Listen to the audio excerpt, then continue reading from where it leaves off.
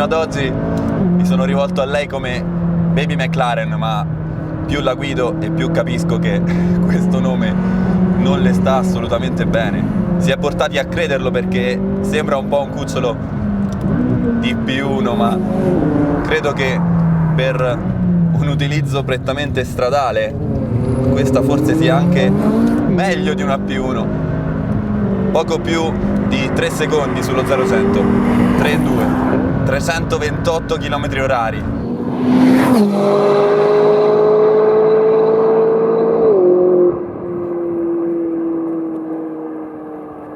Questi ultimi giorni sono stati per me la dimostrazione del fatto che le aspettative rovinano la vita.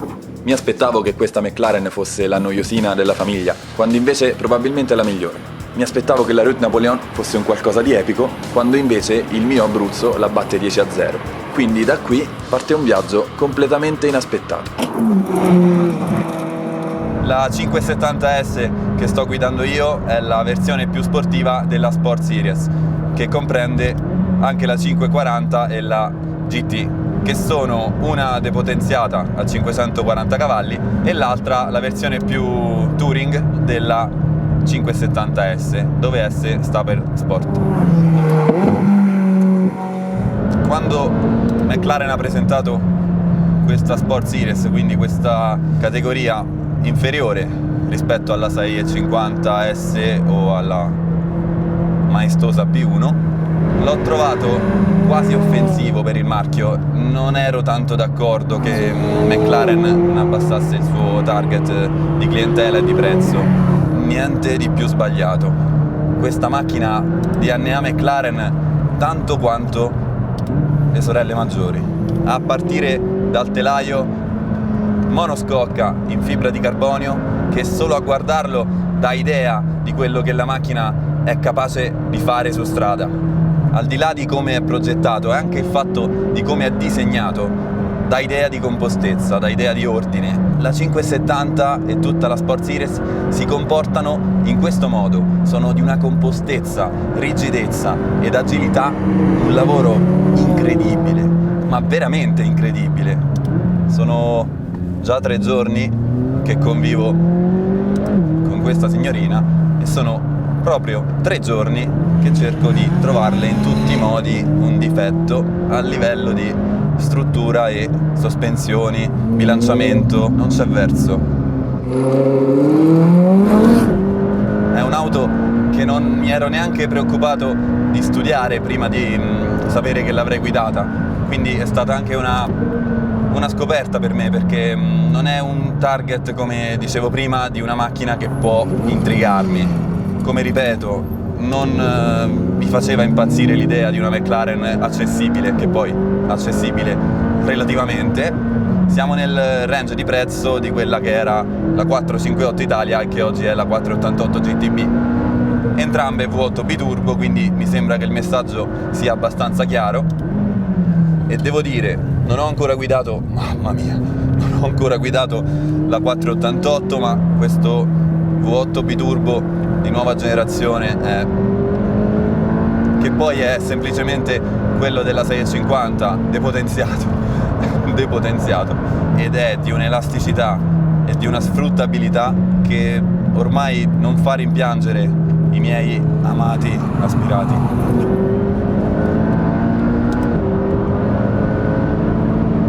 Anzi, il fatto che non manchi mai spinta neanche ai più bassi regimi e il turbolag ormai è praticamente un brutto ricordo, me la rendono abbastanza piacevole. È un motore molto disponibile e non si fa attendere, non si fa desiderare, non si fa pregare di accelerare in qualunque marcia.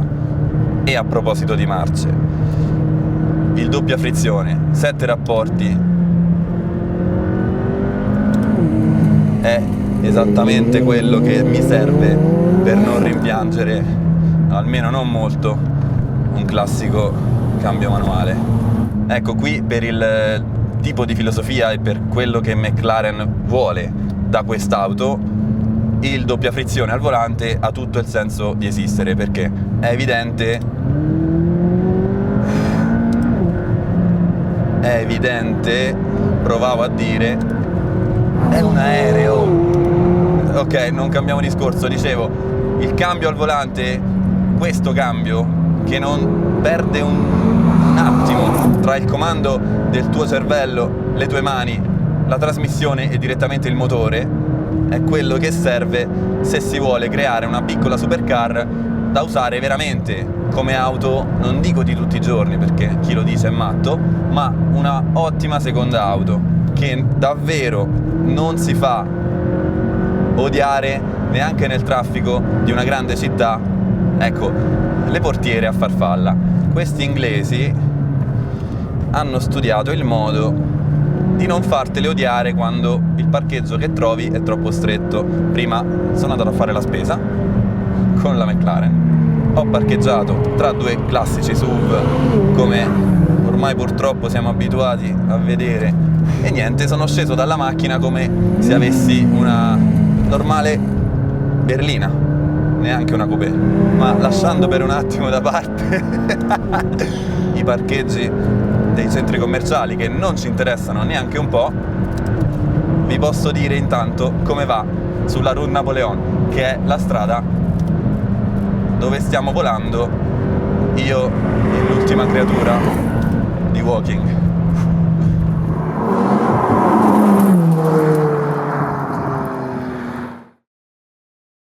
Come per tutte le macchine esotiche, diventa un piacere anche scendere un attimo e fermarsi a riflettere. Vista in foto non rende, soprattutto al posteriore, mentre dal vivo sembra un animale mitologico, un alieno. Ha un disegno originale e distintivo che riprende le linee dello stemma McLaren. Difficile oggi ottenere una personalità riconoscibile, soprattutto sulle sportive a motore centrale che finiscono per somigliarsi un po' tutte. Altra cosa distintiva, le palette del cambio sono un bilanciere, quindi si può scalare e salire di marcia da entrambe le palette. Credo che lontano dalla pista sia davvero impossibile trovarle un limite di aderenza sull'anteriore ma anche sul posteriore.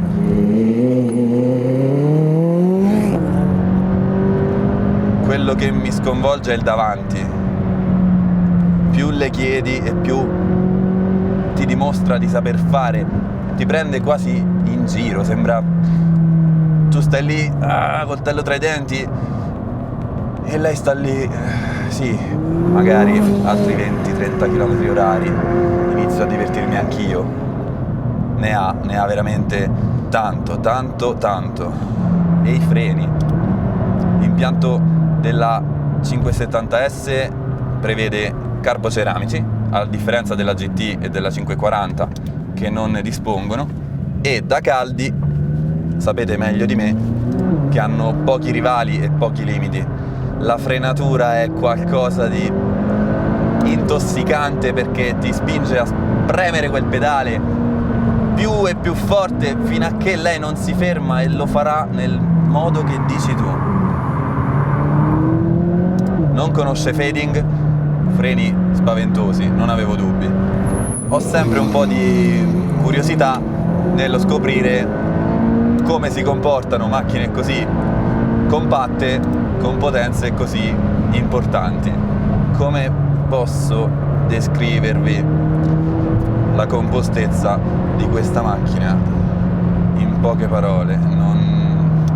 A livello di guida devo dire non ho davvero appunti da farle.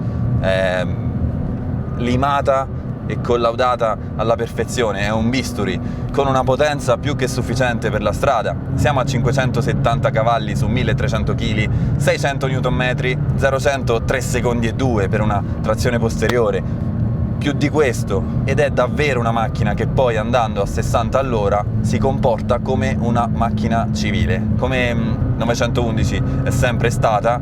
Adesso stanno arrivando a diventare nello stesso modo anche le supercar che prima erano senza compromessi. Si passa in normal, ora sono in normal. Intanto la grafica, ecco un appunto, sì, la grafica di normal e sport è più carina e più avvincente di quella di Struck, che dovrebbe essere il contrario, invece purtroppo no. E poi io ho questo odio profondo per gli schermi dove c'è disegnato qualcosa che invece dovrebbe essere reale, tipo le lancette, il contagiri, il tachimetro. Ci sono dei pallini colorati che si accendono e, non essendo delle lucette che si accendono, non ti danno l'idea di una cosa tua, ti danno l'idea di un cellulare messo per orizzontale su cui c'è una applicazione che ti dice come giocare. In sport la velocità va in secondo piano e si mette al centro la marcia, quindi quarta, illuminato grande, contagiri intorno, e la velocità diventa secondaria. Passando in track diventa secondaria anche la linea del contagiri, quindi il contagiri lo abbiamo sopra, è più che altro la luminosità, quindi bisogna fidarsi del colore. Verde si sta andando ancora piano, rosso, al contrario di altre macchine il rosso sta al posto del giallo, poi si arriva invece che al rosso al blu, quindi il blu, che dovrebbe essere un colore freddo, qui dovrebbe essere il colore più caldo, non capisco. Comunque, limitatore quasi a 9000 giri, velocità sempre in basso a destra, ti indica handling e powertrain entrambi su track, la marcia sempre grande, e a sinistra c'è l'indicatore a percentuale della benzina e tutti gli indicatori di temperature, sia di pressioni, di olio, acqua, gomme e tutto quello che vi serve per non farvi scoppiare la vostra McLaren in pista. Grazie a Dio, quando si è in track di queste cose non ci si accorge, perché stai andando come un assassino e non fai neanche in tempo, quindi poco male. Più di questo, quello che mi fa veramente arrabbiare è la regolazione del sedile, che uno è nascosta, e invece che essere una semplice leva come su tutte le macchine sportive più ignoranti, anche quelle che costano 1.000.000 di euro, invece che una semplicissima levetta che ti faccia fare quello che vuoi in un microsecondo, devi stare a imparare come tirare indietro e avanti il sedile con una leva che non puoi vedere, con dei pulsanti, peggio, che non puoi vedere. E la pulsantiera è disposta in modo molto strano e poco intuitivo, quindi neanche quando la macchina sarà con voi da 3 giorni, come nel mio caso, imparerete ancora come vuole essere spostato questo sedile. E poi smetto di parlare di difetti perché non ne ha altri. Ho provato macchine sulla carta più scomode come le Lotus, come le 4C, come altre, che hanno una seduta più comoda, cioè non mi sto lamentando della comodità, che non mi sentirete mai dire una cosa del genere, ma effettivamente per l'uso quotidiano che loro vorrebbero offrire, il sedile, nonostante le numerose regolazioni che sono possibili, non riesce a farti affrontare un viaggio anche di mezz'ora in autostrada senza farti venire un bel fastidio alla schiena. Io ho la schiena di un settantenne, quindi conto poco. Poi magari è una mia impressione, ma devo dirla perché è veramente strano. Detto questo, non ci interessa, ci interessa altro. Ad esempio, parlavo prima della modalità track. Nella modalità track, che è inseribile mettendo entrambi i manettini sulla destra, quindi sia quello del powertrain sia quello dell'handling, B e H, anche qui abbastanza difficile impararlo, ma insomma qui si tratta solo di concentrazione. Ci sono queste 3 regolazioni, c'è il track, sport e normal. In normal la macchina ovviamente diventa molto sfruttabile, ancora più di quanto sia in track, perché effettivamente io la sto usando solo in track come mia abitudine e non sento grosse mancanze a livello di sfruttabilità in strada, di assetto ed erogazione del motore. Insomma, in normal è semplicemente più lenta, un poco, ma un po' più lenta, un po' più docile. Diciamo che è la modalità di chi non si sente ancora abbastanza sicuro, cosa anche concepibile vista l'enorme potenza sul tutto sommato contenuto peso. Siamo sull'ordine dei 1300 kg per una potenza di 570 cavalli. Sto percorrendo una curva forse da 80 all'ora a una velocità che non vi dico. Parlavo prima di DNA McLaren. Allora, chi conosce il marchio e chi si è innamorato delle sue stradali con la McLaren F1 del 94 si ricorda bene che Mr. Gordon Murray realizzò questa macchina differenziandosi, anche se essendosi ispirato a macchine già esistenti, ma differenziandosi enormemente dal resto delle supercar disponibili negli anni 90. Partiamo dalla Premessa che McLaren è ancora oggi uno dei pochissimi marchi indipendenti con ancora la sede storica di Woking. Adesso hanno ovviamente ampliato, stanno arrivando a gran velocità in tutti i sensi verso l'obiettivo delle 5.000 macchine l'anno, quindi la 570 e tutta la Sport Series servirà anche a fare cassa con questi modelli più economici sui 200.000 euro per poi fare ricerca e dare un erede alla P1.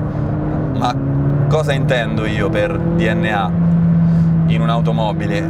Filosofia di costruzione e anche di guida, che è la filosofia che ne deriva. Quindi leggerezza, quindi eccentricità.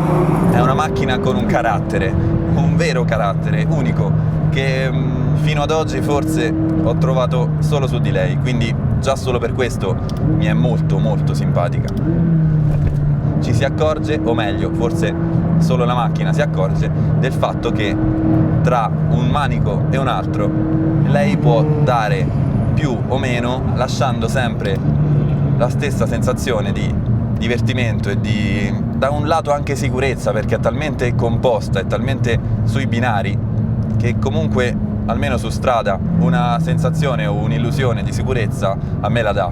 Non dal primo momento, devo dire che comunque ci è voluto un po' per permettermi di darle del tu, però anche in modalità track, nonostante i ragazzi della McLaren mi hanno detto che la macchina è abbastanza bisbetica, devo dire che forse era soltanto una frase pronta per giornalisti, perché se questa è bisbetica, un altro dettaglio che mi fa impazzire è che il telaio pesa soltanto 75 kg, quindi molto meno di me, che non sono proprio un lottatore di sumo. Sicuramente è una macchina che ha molta elettronica, come tutte le supercar moderne, come è giusto che sia da una parte, ma devo dire che a Woking sono stati molto molto bravi nel non fartela sentire, cioè sono molto contento quando succede così, parto prevenuto e la macchina che provo mi fa completamente ribaltare idea e cambiare opinione su di lei. Con la 570S è successo esattamente così. Sono partito con un'idea che era, sì, ok, la baby McLaren l'hanno fatta per essere guidata da tutti, anche dai classici Justin Bieber, e invece no, hanno fatto una macchina che farebbe strillare anche James Hetfield.